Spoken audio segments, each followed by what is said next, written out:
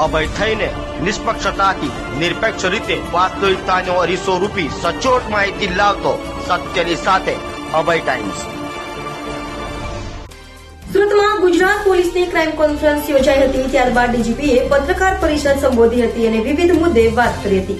સુરતમાં ડીજીપી વિકાસ સહાયની હાજરીમાં ગુજરાતની ક્રાઇમ કોન્ફરન્સનું આયોજન કરાયું હતું, જેમાં મોટા શહેરોના પોલીસ કમિશનર અને આઈજી હાજર રહ્યા હતા। તો આ ક્રાઇમ કોન્ફરન્સમાં ગૃહ રાજ્યમંત્રી હર્ષ સંઘવી પણ ઉપસ્થિત રહ્યા હતા અને જણાવ્યું હતું કે ગુજરાત રાજ્યમાં ગંભીર પ્રકારના ગુનાઓ બને છે, જેમાં ડીવાયએસપી કક્ષાના અધિકારીઓ ઘટના સ્થળે જઈ તપાસ કરે છે।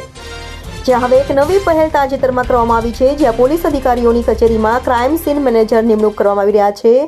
ગુનો કરનાર વ્યક્તિને તાત્કાલિક સજા મળે તે માટેના પ્રયાસ કરાયા છે, તો વધુ અસરકારક અને પ્રજાલક્ષી કાર્યક્રમ થઈ શકે તે માટેનો પ્રયાસ પોલીસ કરી રહી છે।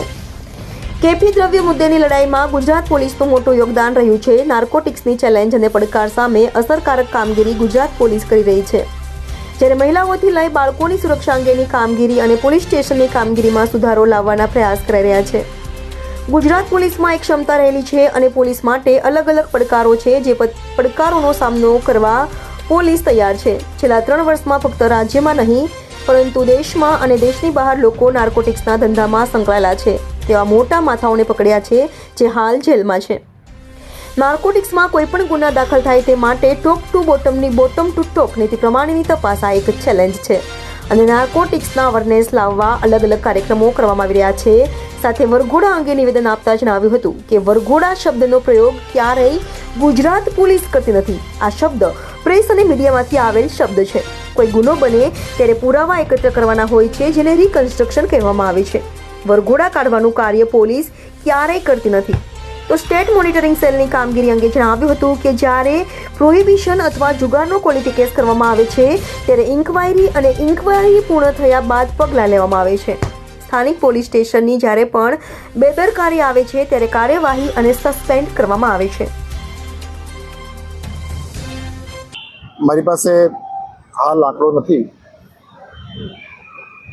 પરંતુ સ્ટેટ મોનિટરિંગ સેલ અથવા કોઈ પણ બહારી એજન્સી તરફથી જ્યારે ક્વોલિટી કેસ પ્રોહિબિશનનું કે જુગારનું કે નાર્કોટિક્સનું જ્યારે પણ કરવામાં આવે છે, દરેક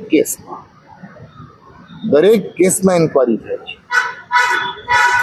અને દરેક કેસમાં ઇન્ક્વાયરી પહેલાં અને ઇન્ક્વાયરી પછી યોગ્ય પગલાં લેવામાં આવે છે। આજે મારી પાસે આંકડો નથી, પણ કેટલા લોકોની સસ્પેન્શન થયું છે, કેટલા લોકોની બદલી થઈ છે, કેટલા લોકોમાં વિરુદ્ધમાં ગુનાઓ દાખલ થયા છે, એ દાખલાઓ છે જ અને આપણે પગલાં લઈએ છીએ।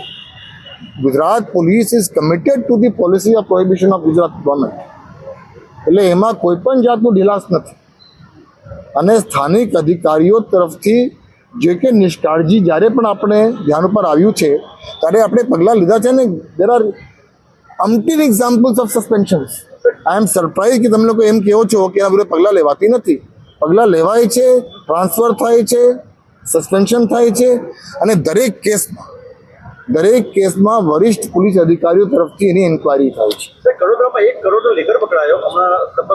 હવે I will not go by case to case, but I want to tell you in this press માધ્યમથી હું એક કેસના અત્યારે ચર્ચા કરવું એ યોગ્ય પણ નથી અને આ સમય પણ નથી, પરંતુ we are committed to the prohibition policy of the government of Gujarat and we are doing our best. Thank you very much.